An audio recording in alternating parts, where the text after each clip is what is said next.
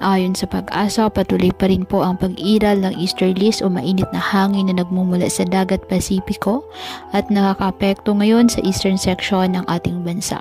Sa kasalukuyan, humina po ang amihan o northeast monsoon.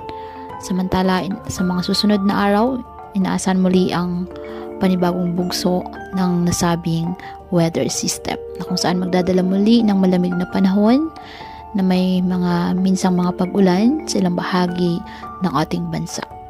Wala pong bagyo o low pressure area na minomonitor sa loob at labas ng ating PAR na maaaring makaapekto sa ating lagay ng panahon. Ngayong araw, dahil sa easterlies ang Davao Region, Saxargen, Southern Leyte, Dinagat Island, Surigao del Norte at Surigao del Sur, asahan na maulap na halangitan na may kalat-kalat na pag-ulan at thunderstorms.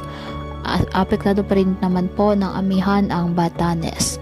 Ang Metro Manila at nalalabing bahagi ng ating bansa, bahagyang maulap hanggang sa maulap na halangitan with isolated rain, showers or thunderstorms dahil pa rin po yan sa easterlies at ng mga localized thunderstorms. Kaya patuloy po natin na pag-iingat pa din ang ating mga kababayan sa pantapan po ng mga pagbaha at pagguho ng lupa at ugalin po na magdala palagi ng payong o kahit naman panangga sa ulan o di kaya na may sa init ng araw kapag lalabas ng ating mga tahanan.